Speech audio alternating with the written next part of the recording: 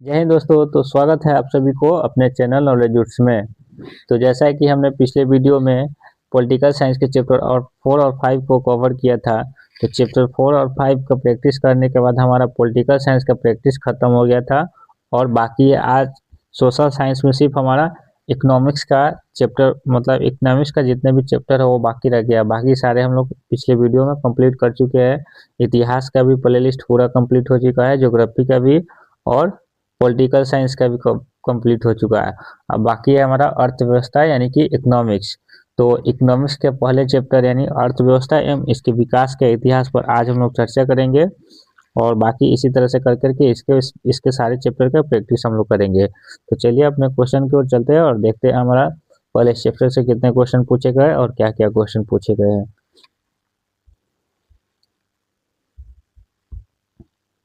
यहाँ पे चैप्टर का नाम भी लिखा हुआ है, अर्थव्यवस्था अर्थव्यवस्था एवं इसके विकास का इतिहास।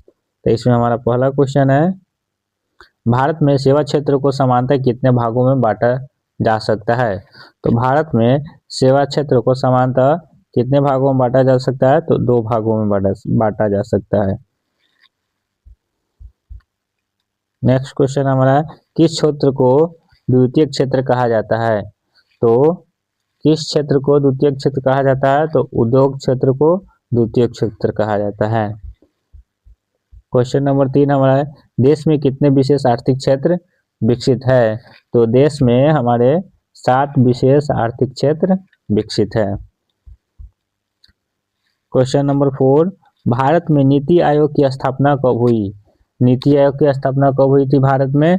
तो भारत में नीति आयोग की स्थापना हुई 1 जनवरी 2015 में। कब हुई थी नीति आयोग की स्थापना, 1 जनवरी 2015 में।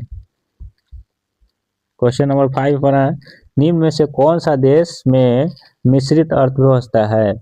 तो वो देश है हमारा ऑप्शन सी, भारत।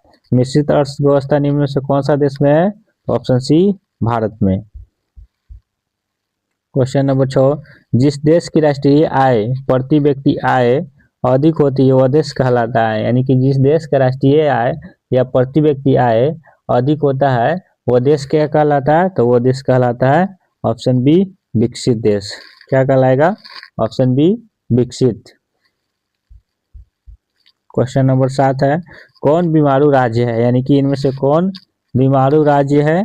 तो बीमारू राज्य इसमें है ऑप्शन ए, बिहार। कौन बीमारू राज्य है, क्या करें, कौन बीमारू राज्य नहीं है। सॉरी, इसका आंसर ऑप्शन ए नहीं होगा। कह रहा है कौन बीमारू राज्य नहीं है, तो बीमारू राज्य नहीं है ऑप्शन सी, कर्नाटक। कौन बीमारू राज्य नहीं है इसमें, option C, Karnataka. Question number 8 है, निम्न में कौन बीमारू राज्य है। अब आया हमारा क्वेश्चन क्या, निम्न में कौन बीमारू राज्य है। तो बीमारू राज्य हमारा बिहार भी है, मध्य प्रदेश भी है और उड़ीसा भी है। तो इसीलिए इसका सही आंसर क्या होगा, ऑप्शन डी, इनमें से सभी। क्वेश्चन नंबर 9, योजना आयोग के भंग कर कौन सा आयोग बना है। यानी योजना आयोग को भंग करके कौन सा आयोग बनाया गया, तो बनाया गया था नीति आयोग। योजना आयोग को भंग करने के बाद कौन सा आयोग बनाया गया, तो वो बनाया गया option A, NITI Aayog. Question number 10, राष्ट्रीय विकास परिषद का गठन कब हुआ। तो राष्ट्रीय विकास परिषद का गठन 1952 में हुआ। कब हुआ, 1952 में। क्वेश्चन नंबर 11, निम्न में से किस राज्य को पिछड़ा राज्य कहा जाता है। निम्न में से किस राज्य को पिछड़ा राज्य कहा जाता है, तो वो है हमारा बिहार राज्य। बिहार राज्य को क्या कहा जाता है, पिछड़ा राज्य कहा जाता है। निम्नलिखित में कौन बीमारू राज्य है। निम्नलिखित में ये क्वेश्चन देखो 3 तरह से 3 बार रिपीट हो गया। एक बार ये क्वेश्चन आया था कौन बीमारू राज्य नहीं है, फिर एक बार आया था कौन बीमारू राज्य है, तो उसमें ऑप्शन अलग था। इसमें भी है निम्नलिखित में कौन बीमारू राज्य है, तो लेकिन इसमें ऑप्शन क्या है हमारा, अलग अलग है। तो इसमें देखते हैं क्या होता है, निम्नलिखित में कौन बीमारू राज्य है, तो इसमें हमारा हो जाएगा ऑप्शन डी, बिहार। उसमें जो जो दिया था एक क्वेश्चन पीछे था तो उसमें बिहार था और 3 ऑप्शन था वो सारों था कि सारे क्या था बीमारू राज्य था, इसलिए हुआ था उसमें इनमें सब भी। लेकिन इसमें सब सिर्फ हमारा क्या है, बिहार बीमारी राज्य है। छत्तीसगढ़, कर्नाटक, आंध्र प्रदेश ये सब नहीं है। तो इसमें इसका आंसर हमारा हो जाएगा D option Bihar. Next question, question number 13। एक समाजवादी अर्थव्यवस्था में सर्वाधिक बल किस पर दिया जाता है? एक समाजवादी अर्थव्यवस्था में सर्वाधिक बल किस पर दिया जाता है? तो उसमें सर्वाधिक बल दिया जाता है समाजवादी अर्थव्यवस्था में लोक कल्याण पे। यहाँ पे ऑप्शन डी का आधा भाग यहाँ पे आ गया है, क्या होगा, लोक कल्याण। ऑप्शन डी लोक कल्याण। Question number 14। भारतीय योजना आयोग के प्रथम अध्यक्ष कौन थे? भारतीय योजना आयोग के प्रथम अध्यक्ष कौन थे? तो वो थे ऑप्शन सी पंडित जवाहरलाल नेहरू। भारतीय योजना के प्रथम अध्यक्ष कौन थे? Option C Pandit Jawaharlal Nehru. Question number 15। अर्थव्यवस्था के किस क्षेत्र से हरित क्रांति संबंधित है? अर्थव्यवस्था के प्राथमिक क्षेत्र से हरित क्रांति संबंध है। किस क्षेत्र से? तो प्राथमिक क्षेत्र से। क्वेश्चन नंबर 16 हमारा, बिहार राज्य है, बिहार राज्य क्या है? तो बिहार राज्य कृषि प्रधान राज्य है। बिहार राज्य हमारा क्या है? कृषि प्रधान राज्य है। Question number 17। भारत की आर्थिक व्यवस्था कैसी है? भारत की आर्थिक व्यवस्था कैसी है? तो भारत की आर्थिक व्यवस्था मिश्रित है। कैसी है भारत की आर्थिक व्यवस्था? तो भारत की आर्थिक व्यवस्था मिश्रित आर्थिक व्यवस्था है। साथ के साथ ये भी ध्यान देते चलिएगा, यहाँ पे ईयर मेंशन किया गया है कि कौन से ईयर में कौन से क्वेश्चन पूछा गया है, इसको भी देखते चलिएगा। क्वेश्चन नंबर 18 हमारा, प्राथमिक क्षेत्र में कौन सी आर्थिक क्रिया शामिल है? प्राथमिक क्षेत्र में कौन सी आर्थिक क्रिया शामिल है? तो प्राथमिक क्षेत्र में हमारा शामिल है कृषि भी शामिल है, खनन भी शामिल है, पशुपालन भी शामिल है। इसलिए इसका भी आंसर होगा ऑप्शन डी, इनमें से सभी। प्राथमिक क्षेत्र में कौन सी आर्थिक क्रिया शामिल है? तो इनमें से सारे शामिल है, इसलिए क्या होगा, ऑप्शन डी, इनमें से सभी। क्वेश्चन नंबर 19 हमारा, 2011 की जनगणना के अनुसार भारत की आबादी थी। 2011 की जनगणना के अनुसार भारत की आबादी कितनी थी? तो उस समय थी भारत की आबादी ऑप्शन बी 121 करोड़। 2011 की जनगणना के अनुसार भारत की आबादी कितनी थी? तो option B 121 crore. Question number 20 हमारा, समाजवादी अर्थव्यवस्था का गुण है। समाजवादी अर्थव्यवस्था का गुण है, तो समाजवादी अर्थव्यवस्था का गुण क्या है? ऑप्शन सी समाज कल्याण। समाजवादी अर्थव्यवस्था का गुण क्या है? ऑप्शन सी समाज कल्याण। क्वेश्चन नंबर 21, ब्रंटलैंड आयोग संबंधित है। ब्रंटलैंड आयोग संबंधित है, तो वह संबंधित है सतत विकास से। ब्रंटलैंड आयोग किससे संबंधित है? तो ऑप्शन सी सतत विकास। क्वेश्चन नंबर 22, निम्न में से कौन प्राथमिक क्षेत्र से संबंधित है? निम्न में से कौन प्राथमिक क्षेत्र से संबंधित है? तो वो है कृषि क्षेत्र। निम्न में से कौन, थोड़ा सा क्वेश्चन को ऊपर कर लेते हैं इसको, निम्न में से कौन प्राथमिक क्षेत्र से संबंधित है? तो वो है हमारा ऑप्शन सी कृषि क्षेत्र। और यहाँ पे देखिए ये क्वेश्चन थोड़ा ज़्यादा इम्पोर्टेंट है क्योंकि ये बहुत बार एग्जाम में पूछा गया है। क्योंकि ये 2017 में पूछा गया है, 2018 में पूछा गया है, फिर 19 में और 21 में और 22 में लगातार ये क्वेश्चन पूछा गया है। इसलिए ये क्वेश्चन थोड़ा ज़्यादा इम्पोर्टेंट है, इसको ध्यान से देखिएगा कि निम्न में कौन प्राथमिक क्षेत्र से संबंधित है? तो वो है कृषि क्षेत्र से। Next question, question number 23, Bihar के विकास के बिना भारत का विकास संभव नहीं है, यह कथन किसका है? यानी कि बिहार के विकास के बिना भारत का विकास संभव नहीं है, यह बात किसने कहे थे? तो वो कहे थे एपीजे अब्दुल कलाम। कौन व्यक्ति कहे थे? तो व्यक्ति थे एपीजे अब्दुल कलाम हमारे। 24, आर्थिक विकास का तीसरा क्षेत्र क्या है? आर्थिक विकास का तीसरा क्षेत्र है ऑप्शन डी सेवा क्षेत्र। आर्थिक विकास का तीसरा क्षेत्र क्या है? तो वो है ऑप्शन डी सेवा क्षेत्र। क्वेश्चन नंबर 25, भारत में योजना आयोग का गठन कब हुआ? भारत में योजना आयोग का गठन कब हुआ? यह क्वेश्चन भी इम्पोर्टेंट है, ये भी क्वेश्चन बहुत सालों पूछा गया है। देखिए 2011 में, 2017 में, 2019 में, 2021 में, 23 में और 24 में इतना बार पूछा गया क्वेश्चन है कि भारत में योजना आयोग का गठन कब हुआ। तो वो हुआ था 15 मार्च 1950 को। भारत में योजना आयोग का गठन कब हुआ था? 15 मार्च 1950, ऑप्शन ए। क्वेश्चन नंबर 26, कृषि का विकास करना किस पंचवर्षीय योजना का मुख्य उद्देश्य था? तो कृषि का विकास करना पहली पंचवर्षीय योजना का मुख्य उद्देश्य था। किस पंचवर्षीय योजना? तो ऑप्शन ए, पहली पंचवर्षीय योजना। क्वेश्चन नंबर 27, मानव विकास रिपोर्ट का प्रकाशन निम्न में से किसके द्वारा किया जाता है? मानव विकास रिपोर्ट का प्रकाशन निम्न में से किसके द्वारा किया जाता है? तो वो है ऑप्शन सी, यूएनडीपी। किसके द्वारा किया जाता है? ऑप्शन सी, यूएनडीपी के द्वारा। अगला क्वेश्चन हमारा 28, भारत का पहला मानव विकास रिपोर्ट किस प्रधानमंत्री द्वारा जारी किया गया था?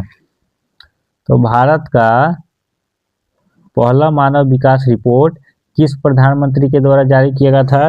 तो वो थे हमारे अटल बिहारी वाजपेयी। कौन थे हमारे प्रधानमंत्री जिनके द्वारा भारत का पहला मानव विकास रिपोर्ट जारी किया गया था? तो वो थे हमारे प्रधानमंत्री जी Atal Bihari Vajpayee, option B.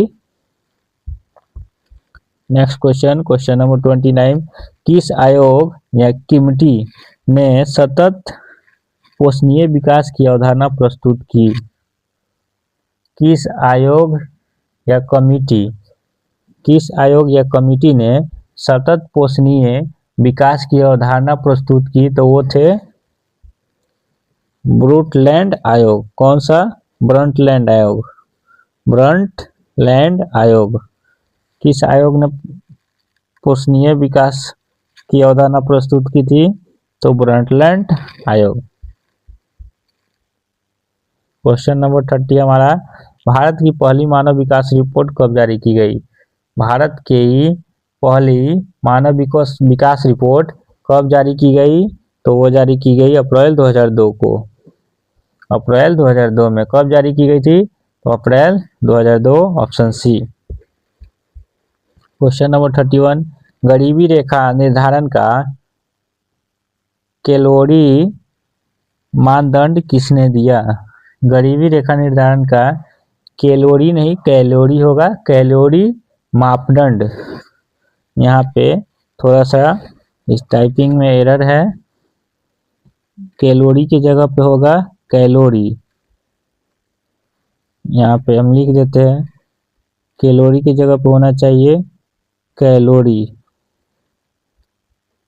Calorie. और यहाँ पे मानदंड की जगह पे होना चाहिए मापदंड।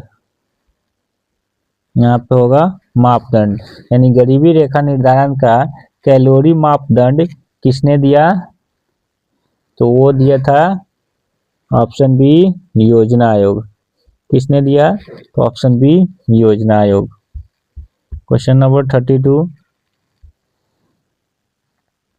32 हमारा है, प्रोपीसी महाल नोबिस की अध्यक्षता में किसका गठन किया गया?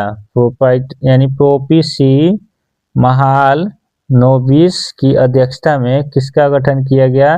तो उस समय गठन किया गया था राष्ट्रीय आय समिति का। किसका गठन किया गया? तो गठन किया गया राष्ट्रीय आय समिति, ऑप्शन सी। क्वेश्चन नंबर 33, खनन को किस क्षेत्र में शामिल करते हैं?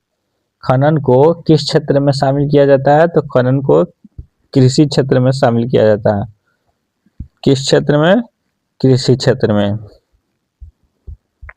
क्वेश्चन नंबर 34, कौन सी आर्थिक क्रिया ग्रामीण क्षेत्रों में प्रमुख है? कौन सी आर्थिक क्रिया ग्रामीण क्षेत्रों में प्रमुख है? तो वो है प्राथमिक क्रिया। कौन सी आर्थिक क्रिया ग्रामीण क्षेत्रों में प्रमुख है? तो वो है प्राथमिक क्रिया, ऑप्शन ए। क्वेश्चन नंबर 35, 11वीं पंचवर्षीय योजना की अवधि क्या है? यानी 11वीं पंचवर्षीय योजना की अवधि कब से कब तक थी? तो वो थी 2007 से लेकर 2012 तक, option C.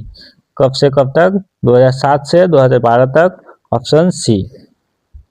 Question number 36, gas और बिजली उत्पादन को किस क्षेत्र में रखते हैं? तो गैस और बिजली उत्पादन को द्वितीयक क्षेत्र में रखते हैं, ऑप्शन बी।